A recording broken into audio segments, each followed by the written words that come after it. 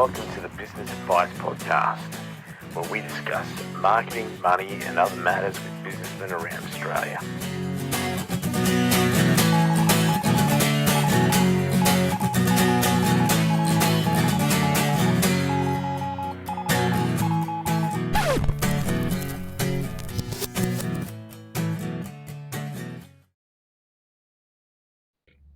Yes, no, I've never been. We've done conferences and workshops and training sessions and everything, but I've never actually been on a podcast. So this is No this is way. a whole new experience. Oh, right. well, you'll be Joe Rogan by this time next month. I don't really listen to I don't really listen to podcasts so much too, but I do know who Joe Rogan is. He is the man. So Yeah, he's the only one you probably know. he is the only podcast. Well, I know two Yeah. now. I know you guys. So there you go. I know two podcasters now.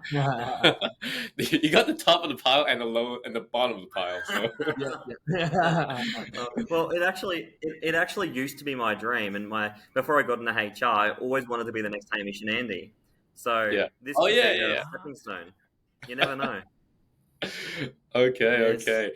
You know what's funny is that I am a host, but I don't listen to podcasts either. There you Oh, go. really? Yeah, I'd rather not listen to anything than listen to podcasts. Yeah. What's There your is favorite? HR is present, so let's Oh, HR is present. making sure. Yes. Wait, Damn it, Adam! You can't do your jokes.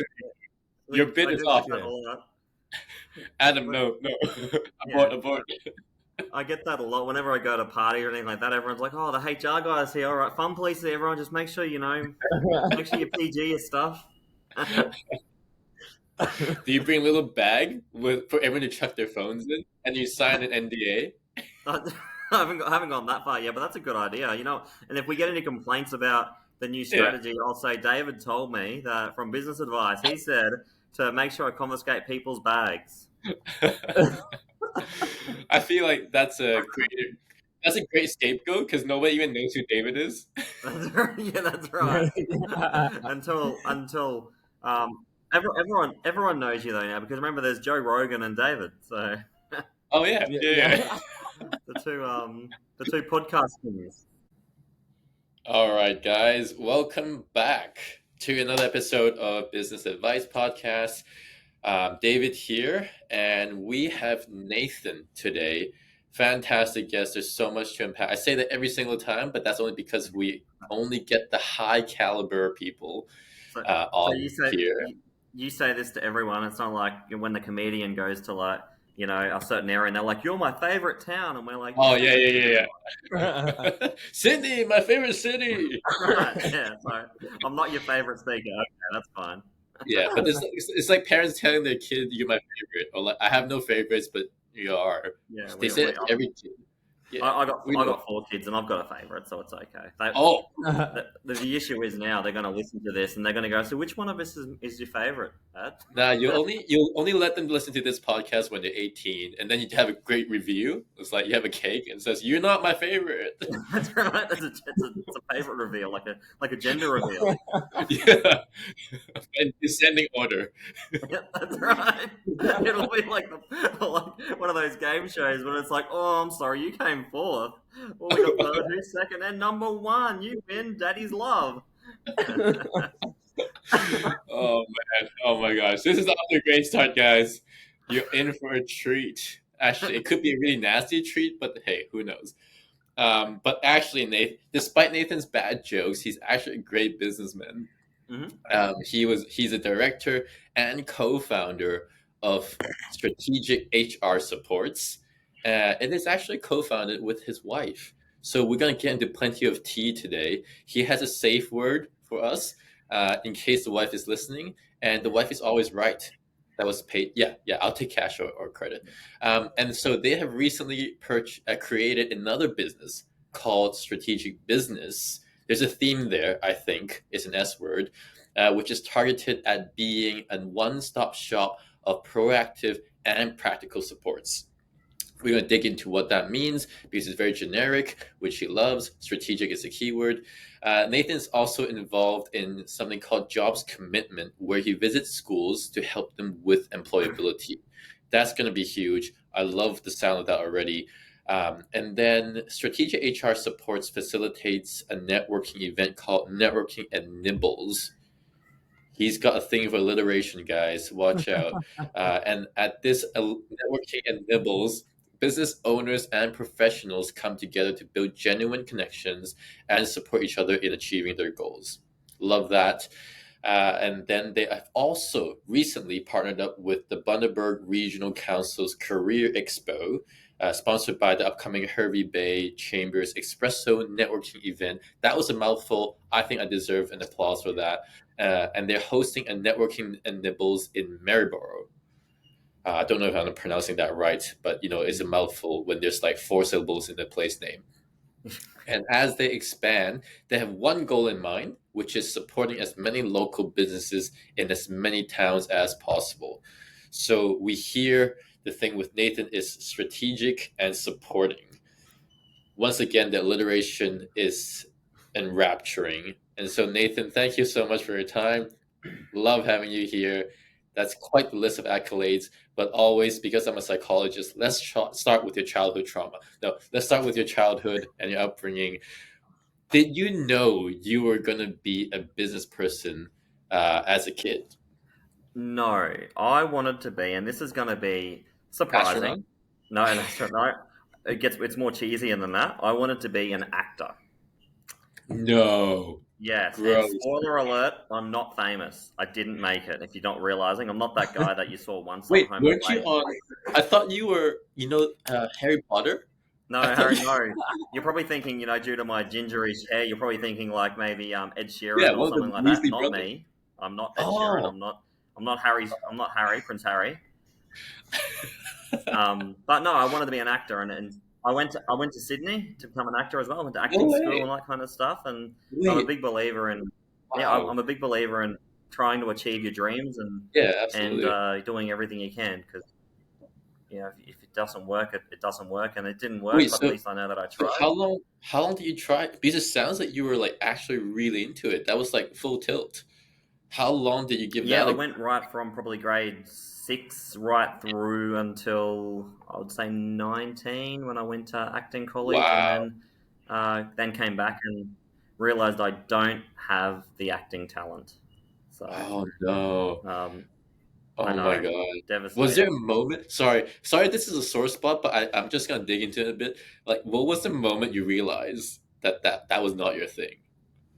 Well, I mean, it's hard to say. I mean, if you want something so much when you're a kid, and it's all you think about, even at Yeah, school when they were saying you should be doing these subjects if you want to succeed in yeah, life, and yeah. you need to be doing this stuff, and the only thing I really got A's in really was drama. So it's really Right. hard to actually realize Yeah, there yeah. was a defining moment in your life when it doesn't work out. And when I went to Sydney, a whole heap of things happened. I got a job as a bartender, like Oh, all nice. struggling actors do. Yeah, I yeah. became homeless for a while as well, Oh, that's because fun. I Okay. was determined to. Uh, I was determined to try my absolute hardest, and Yeah. it just didn't work. And eventually, you've got to call it, and you have to realize that it's just not going to work, and you just got to go to your Right, plan B. right. Yeah, yeah. Okay, so it sounds like there's a huge story already. From homelessness to, I'm trying to come up with an H word, but it's really hard, so help me out here. But when did you pivot? Like from acting, homeless, really dedicated, and then like business? Yeah, well, once I came back, I was embarrassed because I told everyone, I won't come back until I've made it. So Right, I right. had to come back, and Yeah, then I thought to myself, what am I gonna do? right. And then I got into sales, and Okay.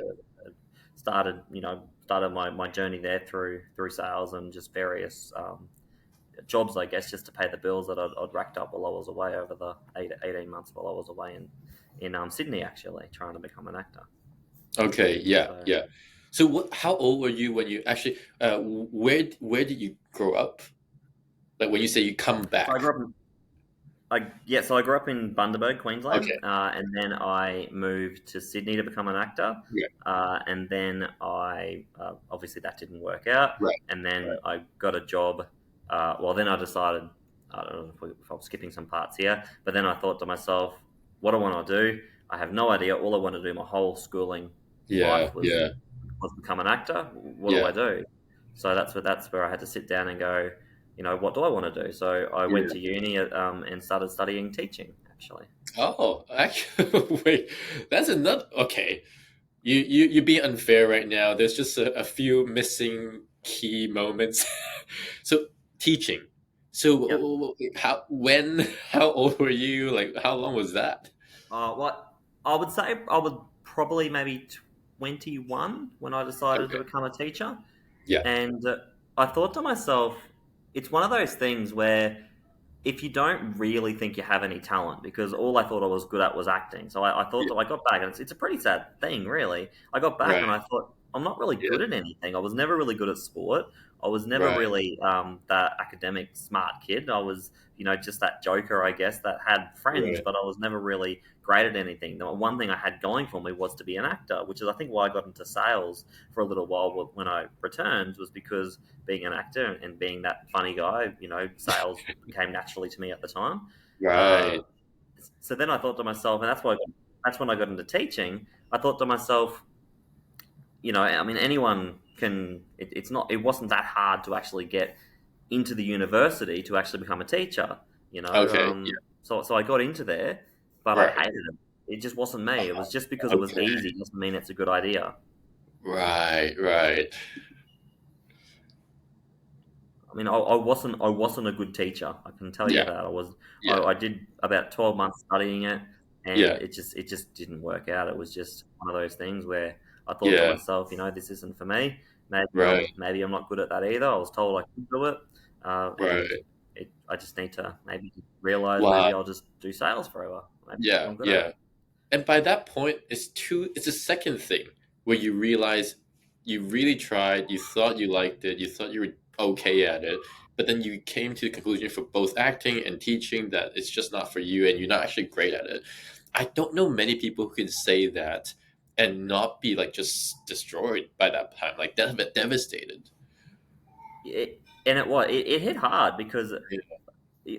at school, I was, and this is we'll talk about jobs commitment later on, I guess. But one of the things I always talk to the kids about, and then the students about when we talk to them, is I always say to them, you can do anything you want. The main secret to success is just not giving up and just being resilient Right. and realizing that I'm when you get to a certain point, if it's not working, adapt your strategy, have a Yeah. reflection, realize what's not working, and then Right. work out what you can do to make it work. And that's what I Right. did. Is I realized acting didn't work, teaching didn't work. What's Yeah. next? There's got to be something else that I can do. That's that. I don't think that's as common as just with a lot of my clients. Like it, every setback hits pretty hard, but they go through that same system. But I hear for you, it was like there's got to be something. Yes, there's There's, got to be something I can yeah, do. there's got to be something. That's like your magic sauce. It is, and there's got to be something. I mean, everyone. I always hear the mantra, and there's always something someone can do. You're always good at one. There's always something that you're good at. Yeah, And yeah, yeah. I didn't want to. I mean, in sales back in, it was only a couple of years ago, really, where sales was one of those careers where it was not. It was kind of looked down upon a little bit. Yeah, yeah, yeah. I totally get that. Yeah. But now, I mean, I'm on sales Facebook pages all the time now, and some of them are making $500,000 sales and stuff. And sales is it's a Just great casual career thinking. now. Yeah. But Yeah, yeah. back in my day, it really wasn't. It was the thing I didn't No. want to do for the rest of my life. And I thought to Right. myself, what can I do? So I went back to Right. uni again, and Oh, okay. I looked at all the transferables, like the RPL stuff you can get, and Yeah. because I didn't want to waste my 12 months of my teaching degree that I'd Yeah. done. So I worked out that I can enroll in a Bachelor of Business, and I can get about 50% of the credits to go towards my Brilliant. Bachelor of Business. Wow. Okay. Okay. But I mean, what exactly does a Bachelor of Business actually get you? I mean, I had no idea. It was just like, does it Yeah. mean you Yeah. can start a business? I don't know. So I feel I like enrolled. graduates now still can't answer that question. So you, I you're know, not and alone. it's kind of like a Bachelor of Arts. People go, Yeah, what do you get out of what do you get out at the end? And I mean, I yeah, had no idea. So I enrolled in the Bachelor, and I was doing it for about 12 months. And my yeah. professor at the time said, "You know what you should do, Nathan? You should do HR." Now, if I had have actually asked people, and I don't know how Right. many of your listeners, or even you guys do, does anyone actually really know what HR does? Like, what is it? Like, I had no idea. I'd never heard of HR, really. Yeah. So, So yeah, yep, sorry, go on. so then do you just take that on board because your professor told you?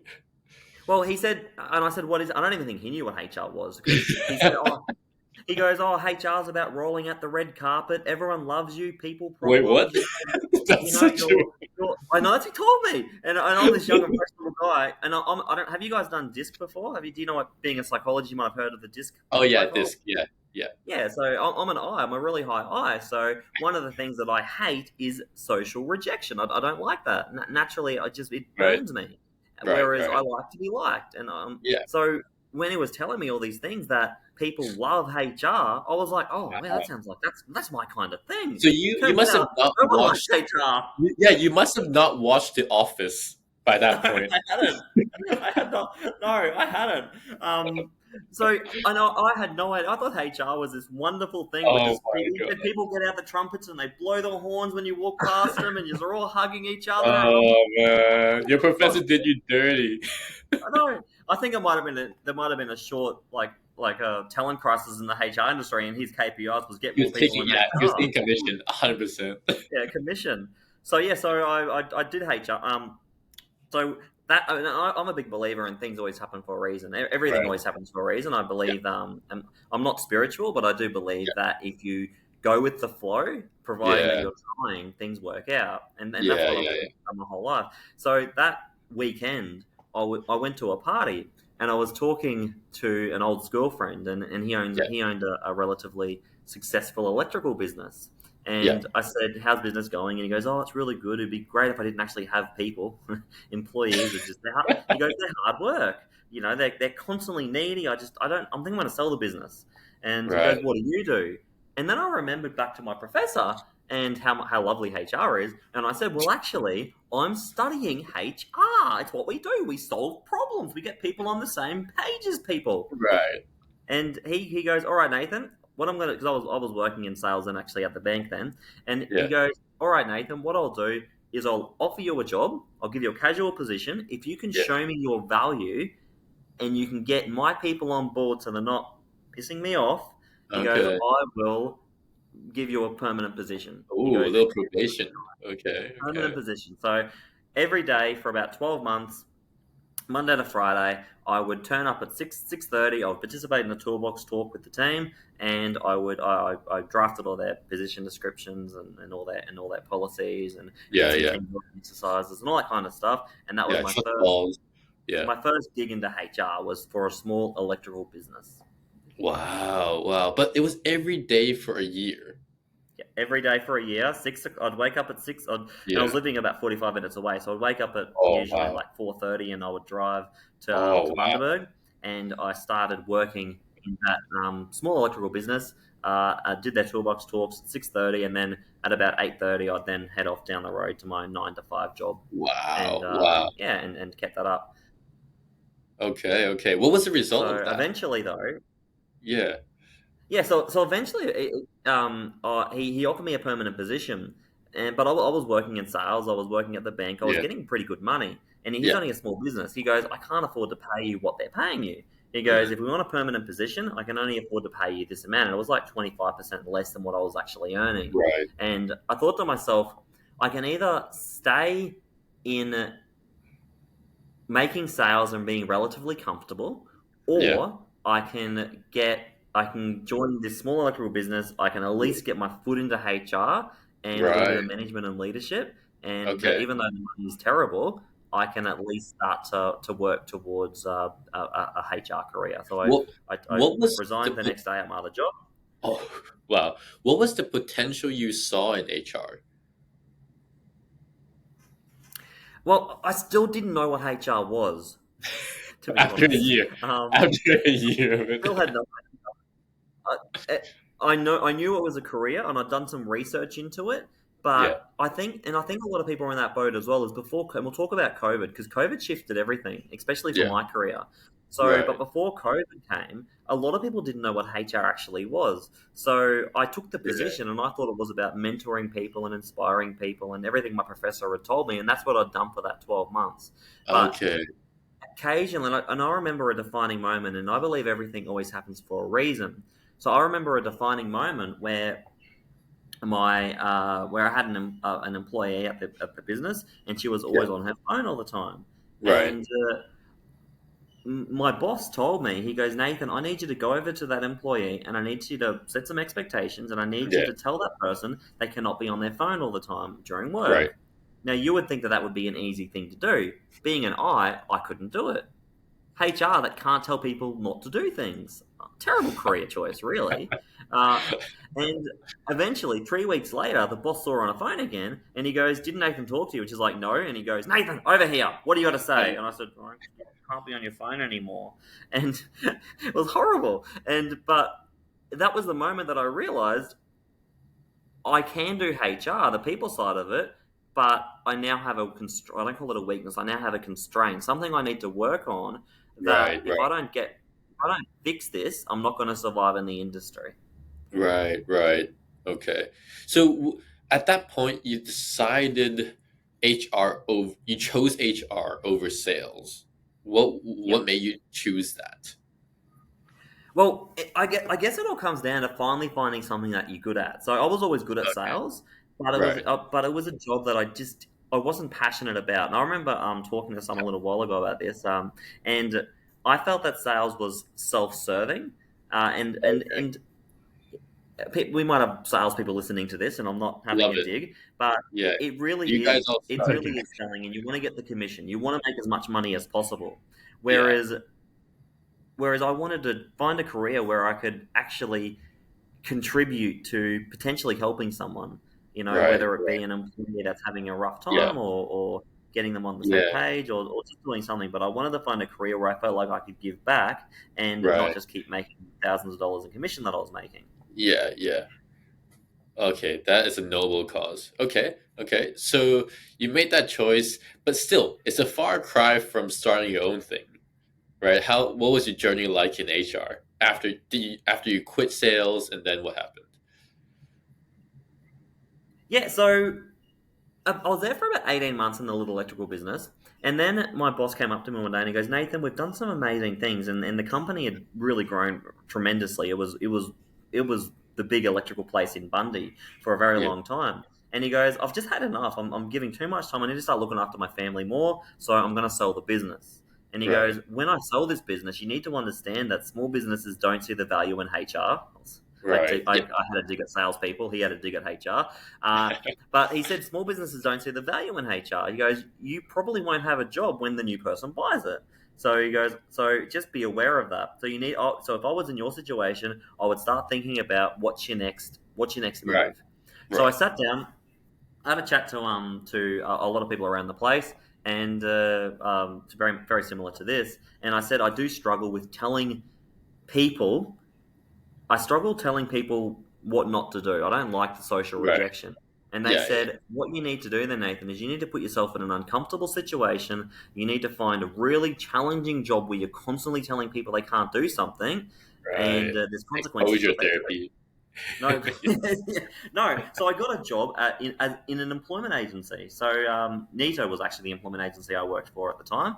So my job was to work with very challenging individuals who had a lot of Right, disadvantages and try to get them employment. And if they right, didn't turn up to interviews or they didn't do certain things, just like HR would do, I would say there's consequences. And I did that for about right. nearly 12 months, where every single day Wow, was a challenging conversation, and I hated it. Hated going to wow. work.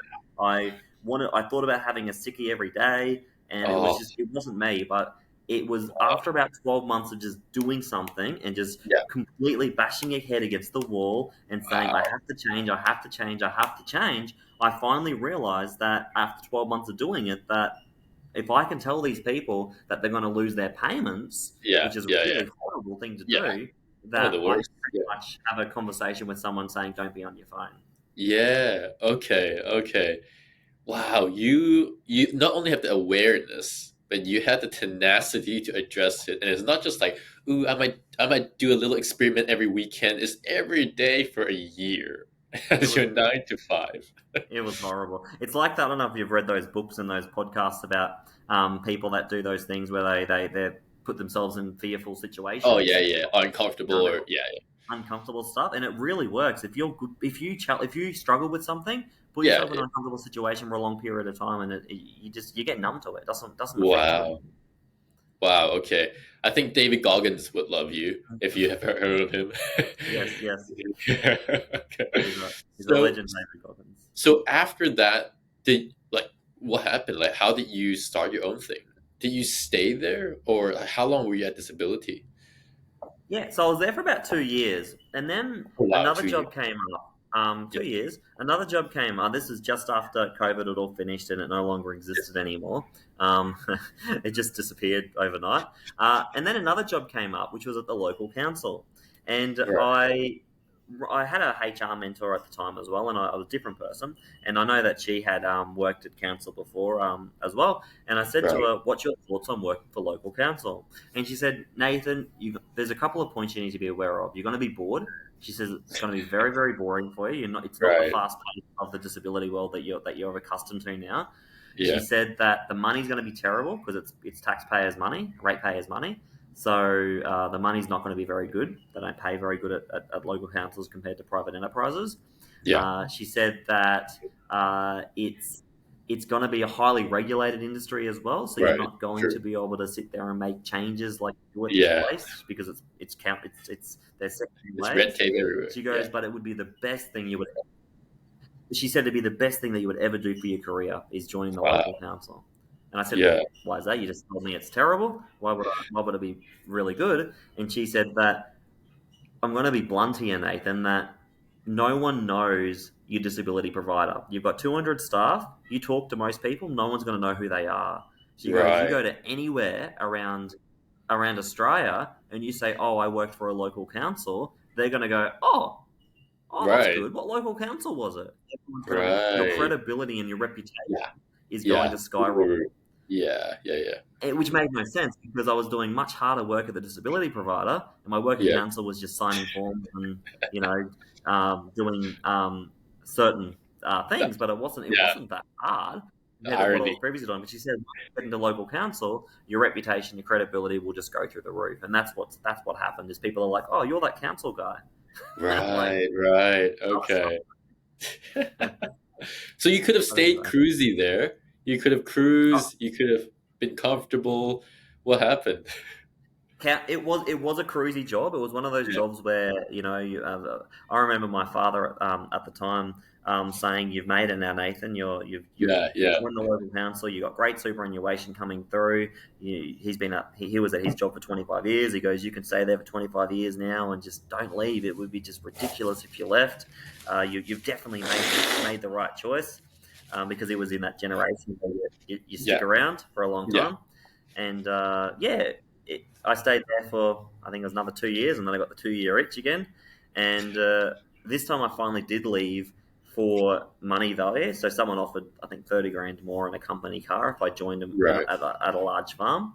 So I jumped ship, joined them at a large farm. I was there for about 12 months. And then I had the discussion and thought, money doesn't really buy you happiness. I've now experienced in HR. I feel like I've really made something of myself. That's true. I'm making good money, but I didn't feel working for quite a large organisation and a corporation that I was actually accomplishing things. So I had a chat to my partner, and I said, "What do you reckon?" And she said, "Well, you've always spoken about starting a business. You should just start the business. We've done it part-time, a little bit casual here and there and stuff." But she goes, "But if we're going to go full hog into it, quit your job and we'll just see how it goes." And I don't recommend that because we didn't have much savings. So I definitely not giving you the advice just to quit your job and see how things go because we were fortunate, but it has been the best thing that we've ever done. Yeah. That's actually a common refrain among all the guests is that it's not easy and don't recommend it. Don't recommend it. Terrible decision at the So time, but what, what were some of the greatest initial challenges of starting your own thing? you probably get this a lot at the from where your guests, I would say, would be being a business owner. I got into it because I'm very, very good at HR. I can Yeah. do inspire people, and I can write policies and contracts, and I know interview stuff, and I can performance management people now. And if you're on Yeah. your phone now, I will have that one word with you straight away, and Whoa. I'll fire you if I have to. I'm kidding, I won't fire people straight away. But what I mean, times have changed, like compared to where I was all that time ago. So Yeah. I feel like I was really good at HR, but the other stuff not so great at. Marketing, didn't know how to Right. create a business um, using Meta on Facebook, and I Right. definitely wasn't the best at using financials. I wasn't that great at doing all your zero and all your tax stuff and Yeah. all that kind of stuff. So Yeah. the one thing that we're very fortunate about is we had a quite a few business connections and business associations and friends, I would say, as well, that really Yeah. helped us through and really gave us the advice. So listening to people is the best thing that you can do. Is just don't is go, I'm really good at HR, but I need Yeah. your help with the other stuff, and finding Right. people that can help you Right. is Okay. really. So you kind of had a team around you. We did, and this is where obviously my partner's is much better at the financials than I am. Yeah. So I did all the HR stuff, Right. and Rachel did all the financial stuff, and then we Right. sort of So you play to helped your both did strength. the marketing side of things. Yeah. We did, but then there was also, and give a shout out to people like Cheryl. She's a business owner that works at a local or owned a local real estate agent.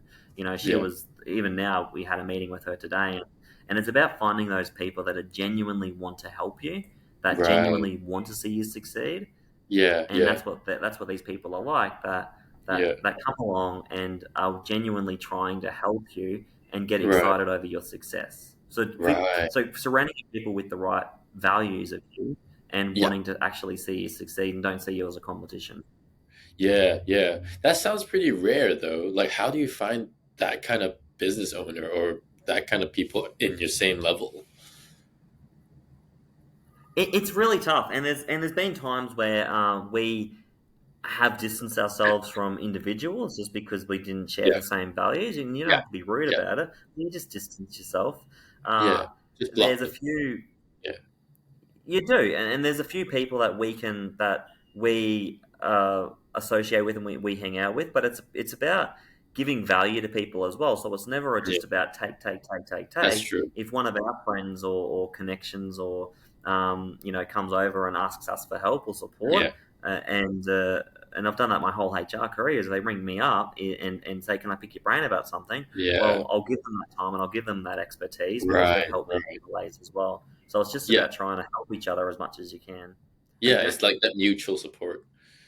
And you don't have to charge money to every little thing. You know what I mean? You don't have to sit there and go, well, they've taken 30 minutes of my time. I'm gonna charge them for that. Well, business doesn't work like that. And if you have an attitude like that, Mm. you won't work or you won't survive because Yeah. eventually you're going to need help, and they're going to Yeah. go, well, I'm going to charge you now, and you don't Yeah. want to get yourself stuck in that loop. For sure. For sure. That's great advice. So what's your business now? Is your main one strategic HR supports? Was that the first business you started? Uh, It is. So that's the main one that I mainly look after. So strategic HR supports. We have Yeah. another business called Strategic Business, and Yeah. it's currently operating at the moment. So we're looking at some rebranding and some doing and really Yeah. focusing on that at the moment. But Strategic Business is a business that focuses heavily on NDIS compliance because that's one thing that we're Okay. experts in as well. So we focus on sort of like your registration and that kind of stuff. Yeah. It does a lot of workshops. So we host a lot of masterminds and a lot of workshops around town as well. And then Yeah. it also facilitates the networking and listening I spoke about at the start too. So that's our big core networking event that it Right. looks after.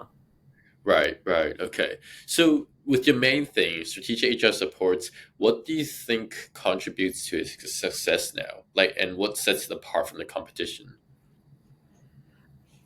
We always said, so when we first started the business, we always thought to ourselves that we were going to be advisors like your typical consultants. So if you ring up and you say, I've got an underperforming staff member and I need help, we would give Yeah. advice and we would say, this is what you need to do. We found out early on, though, that a lot of our clients don't like that because we're telling them what to Oh, do, but they okay. they struggle with the communication aspect of it and the communication side. They actually wanted Right. someone to come in there, hold their hand, have the conversation, and give them the support as if what I've Oh, always done as a HR manager. okay. And that's what we're Right. so we decided to trial a new method of doing things where we're happy to give you the advice if you feel comfortable to have these conversations, by all means go for it. I'll just tell you how to do it. But Yeah. if you don't feel comfortable doing that, because a lot of business owners small businesses have relationships with their staff, Yeah. and Yeah. it gets awkward. So Yeah. we worked out that if you want us to come into there, we will mediate for you. We will hold the Right. disciplinaries. We'll hold the Be the investigation. bad guy. Be the bad cop. We'll Yeah. be the bad cop. We do all this kind of stuff. So it turns out that we're your in-house HR, but we're still Right. external from the business. And Right. that separates Okay. us apart now is we can give you the advice if you want it, but at the same time, and the flip side of the coin, we're also happy to give the employee a call and go, hey, there seems to be an issue. What's up? You seem to be Right. all the time. Yeah. We've even positioned ourselves in the market now too, where some of our clients are like, well, can I just leave your business card there? And if staff members feel like they need to call someone, they can call you as well. Okay. Yeah. Yeah. And Yeah. that's worked really well because what happens in small business is they go, I have an issue. I can't talk to the boss about it because I feel Yeah. uncomfortable because it Yeah. might be about the boss. So who do they call? They call the Yeah. Fair Work Commission. Whereas now they're not calling the Fair Work Commission, they're calling us. And we can then use our skills to Right. de-escalate the situation and work out a Yeah. That would resolution. de-escalate it so Hopefully, much rather it than doesn't escalating it. need to go to that external third party. Hopefully, we can resolve it. It's their right if they want to go to that way. But a lot of the times, they're calling us. We're finding out what the problem is. Most of the time, Yeah. it's communication, and then we actually say to the business owner, "Hey, you got an issue. Let's work towards a win-win situation." Yeah. Yeah. Yeah. Okay. Okay. So communication is often the issue. Yes, communication's often the biggest issue amongst everyone.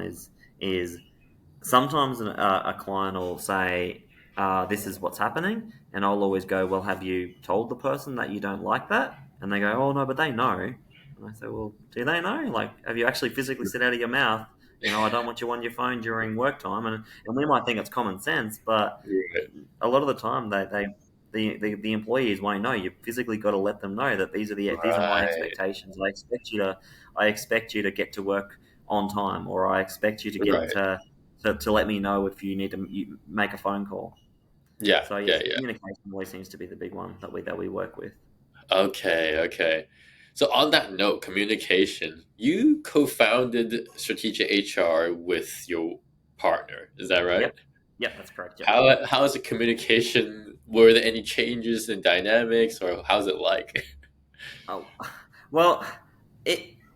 She'll probably listen to this afterwards, so I've just got to.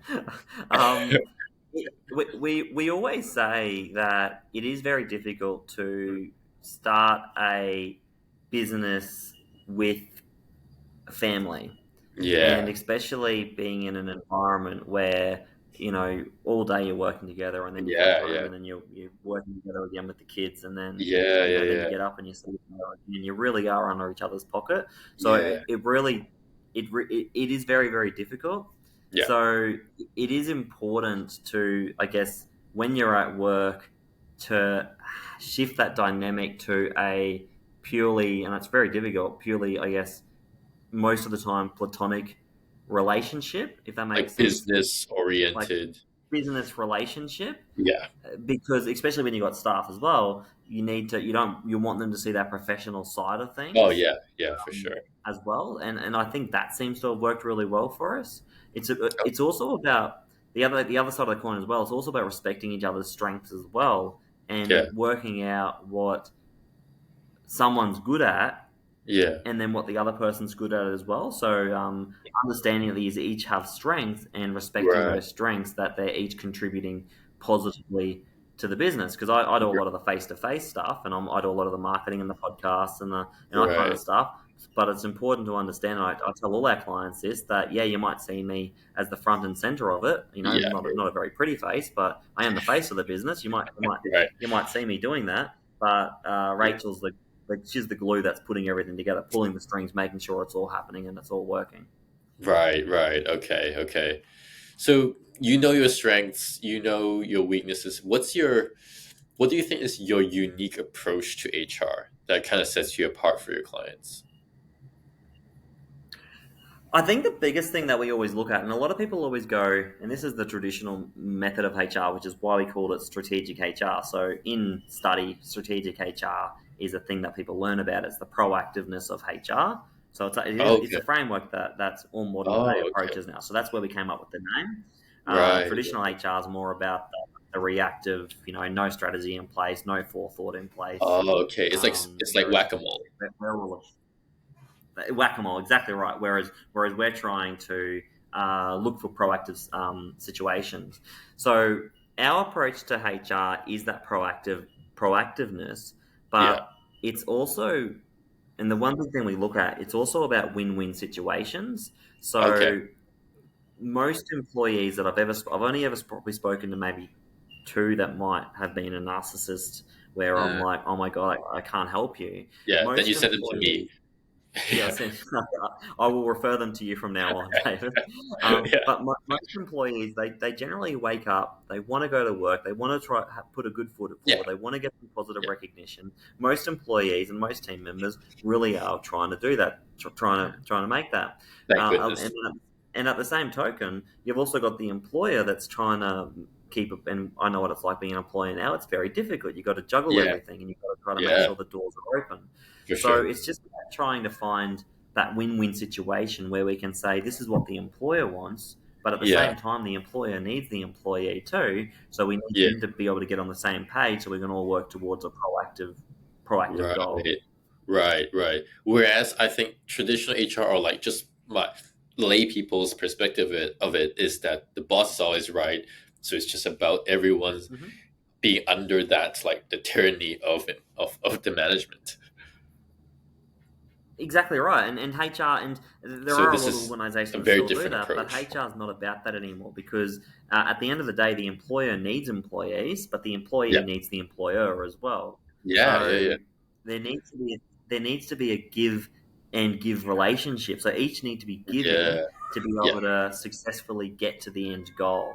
And I think that's Yeah. what we do really well is it's communication. So I remember a little while ago, a client rang me up and said, I'm having problems with a staff member. They're doing this, they're doing that. I really need you to sort this out. I want them. I'm struggling with it. And we met with the employee, and Yeah. we found out what was going on.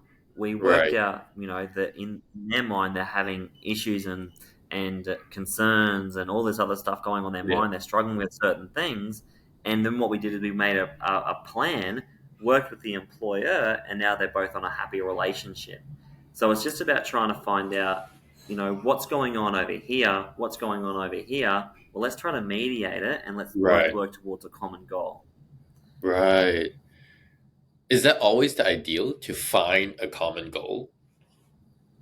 Yes, so that's the main that is the main thing is if you can get a Yeah. common goal in anything. So even when we go to we do a lot of commission hearings with business owners. Unfortunately, it's just the way of the world nowadays. Yeah.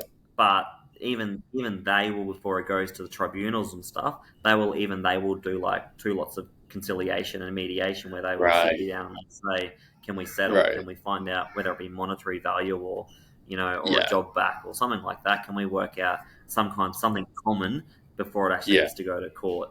So Yeah. everyone nowadays in employment law is always trying to look for that common goal. Right. Right. Okay. Okay. That sounds brilliant. I think I can see the appeal of that, the strategic HR as opposed to traditional HR. And so moving forward, what's next for strategic HR and strategic business? What's the big plan? Well, Yeah, what's next? Well, so we're in the process of rebranding with our strategic business. Yeah. Um, stuff. So that's where we're going at the moment. Yeah. We are focusing more. We are focusing still heavily on our recruitment and our HR, because we do recruitment for businesses too. Okay. So that is our main goal. I'm an I, which means that I'm constantly, like, every day, coming up with new and innovative Yeah. ideas where I'm like, we've got to do this, we've got to do that. This is such a Yeah. great. We should be looking at this, and whereas Rachel's an S, so she's more about, well, let's consider the pros and cons of it, which is why we work so Love well it. together. Yeah. Yeah. So we did work out today that we are focusing heavily on HR. We're focusing heavily on recruitment. We are going to start. We're still focusing on our NDIS compliance, because there's big changes in the industry at the moment. Yeah. Yeah. The big thing at It's the a huge moment, market though, there. huge market. The big thing that we're focusing on at the moment too is our networking in Nibbles. So we've Yeah. partnered up with the Careers Expo at the moment in Bundy, which is massive. So we started with like 25 people coming Right. along 2 years ago. Now it's it should be over 100 of business owners coming to these events. So now we're looking at putting these networking in Nibbles events in different towns. So we've got one in Wow. Maryborough, probably go Harvey Bay. Wow. Gladstone's on the radar too, and eventually maybe Wow. Sunshine Coast as well. So we're Yeah. looking at trying to put as many of these networking Nibbles events Yeah. around the towns. And the big thing with the events is we don't actually charge for the events; they're completely No free. way. And the whole idea of that is to try to build genuine connections. People Yeah. always go, "I can't believe you guys do put on platters and give away these free events. How do you Yeah. make any money out of it?" Well, we've always done the same thing. Is we've realised if you give value to people, people will always come back and they'll give you back value as well. And it seems to be working really well. That's awesome. That's good karma. That's good business karma. It is, and it seems to be working. So Yeah. Yeah. Who would have thought? All right. That's brilliant. Okay. So nearing the end, there's so much we can unpack, but I think so many of the listeners are dying to know if you were to give one or two pieces of advice to young men pursuing a similar fields as you, so marketing, HR, or starting your own thing, maybe with your own partner. Across all these things, what would be your advice for them? I think the main thing, and I recommend entrepreneurship to anyone. I think it's an incredible, exhilarating experience. It's Right. something that I never thought would be possible. But Yeah. I think there's a couple of things that I'd suggest to people is finding mentors. Okay. You won't survive if you don't find Yeah. someone that's Yeah. good. It's Yeah. about and making sure that they're actually good too. So I always say to people that you wouldn't ask for financial advice from someone that's broke. It's about finding. That's what I did really well. I think without even realizing I was doing it, I had no idea because I Right. wasn't aware of this stuff. But finding Yeah. out, contacting someone on LinkedIn that had who I wanted to be Yeah. like, and That actually changed saying, everything for you. I want to be Yeah. like you. People love it. Say, Yeah. I want to be like you. I want my career to go down your path. I would love to be able to talk to you, buy you a coffee, Yeah. That's very flattering. pay you Yeah. dinner, and Yeah. help me kick my goals. So I think Yeah. that's really, really important. Yeah. The other thing that I think that's really important as well is finding a gap in the industry too. So don't keep doing the same thing. So that's the one big Yeah. thing that we do is I'm constantly going, okay, let's look at, let's say, electricians, for example. If I was to start Right. an electrical business or partner with someone, Yeah. you would look at it and go, okay, well, what do electricians do really well? What do they all do? And they all, wire houses and stuff like that. Yeah. Well, where's the gap in that industry? Surely there's got to be a gap that's not being fulfilled. Is it customer service, or True. Yeah. is it potential add-ons, or is it Yeah. technology? Yeah. Yeah. What's the Yeah. gap, and what can I create in the industry? It doesn't have to be a huge change, just something that's Yeah. 10% better, and then people are going to start coming to you. And that's what we do is being That's those true. proactive business providers, business partners is what we do that's different from our Yeah. competitors. And Right. the last thing that I'd say too on the side about talking about mentoring and asking for help, the one thing that I think is when you finally make it, and I don't believe I've made it yet. I'm still in my baby stages. But Yeah. when you get to a situation where you feel like you've made it, or you feel like you're further along than where you would have been, and someone's helped you. When someone comes up, people come up to me all the time and do ask for my advice, and when someone comes up to you and says, "Hi, I'm just starting my career. can you help me? Just Yeah. remember that you, a long time ago, were on the same path as well, and don't treat them like a competitor that one day they might be taking your work. Sit Yeah. there, let them buy you a coffee and tell them your story, because karma works in mysterious ways, and one day Right. it'll be a great connection for you. Love that. Love that. It's such a different approach from the dog eat dog world kind of mindset. And I think you are living proof that, hey, it does work, but it working is very different from, oh, I've destroyed all my competition. I think it's a very different way of seeing the world, isn't it? It is, and we do a HR event every 6 weeks, and I'm involved in this HR event as well, and it's facilitated just different organisations and stuff. But someone said to me a little while ago, they said, "Well, why do you always sit there and you invite consultants to these events and you extend invites out to your competitors and stuff like that, even though it's not my event? I'm constantly looking for more people to join the event." Right. And again, it's the same thing. Is you shouldn't see people as competitors. You see people as ways that you can both work together to potentially leverage, and work together to achieving your goals.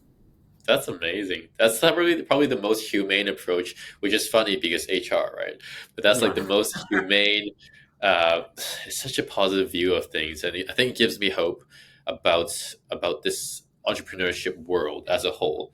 I think so many of our young men can really learn that mindset, and if it's taken into the business world, I think everyone can benefit from it. Like a rising tide lifts all boats, and think services that are great will do great, and it's almost like a QC, like an internal QC, where there's a network of quality service providers.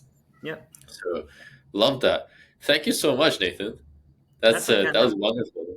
No worries at all. And like I said, we're I don't know if you want to. I'll put it on your Facebook page anyway. Yeah. But we're looking at doing networking in Nibbles, and my and I was uncomfortable at going on a podcast. I've never done it before. So you did great. Thank you. So my dream is to get as many networking in Nibbles around the country as possible. So I don't know whether we can speed the process up. So if anyone wants to go on our Facebook page, Strategic HR Supports, and have a look at it. I've got a bit of a trailer that we've done up for our networking in Nibbles events on there as well, like a promotional trailer. But if someone wants to, thinks that one would be great in their town, all we need is a couple of connections, and then we'll do the rest in facilitating, organising, and getting some of these events off the ground in everyone's towns. Yeah. Well, for one, I would love for Sydney to have something like that. So we'll definitely post that on Facebook, and let's see what nibbles we get. What nibbles we get. I love it. Thanks, guys. Really appreciate it. All right. Take care, Nathan. Thank you so much. Talk to you soon. Bye. See ya. Thanks for listening to the Business Advice Podcast. We hope you enjoyed this episode. Please like and subscribe, and I'll see you next time.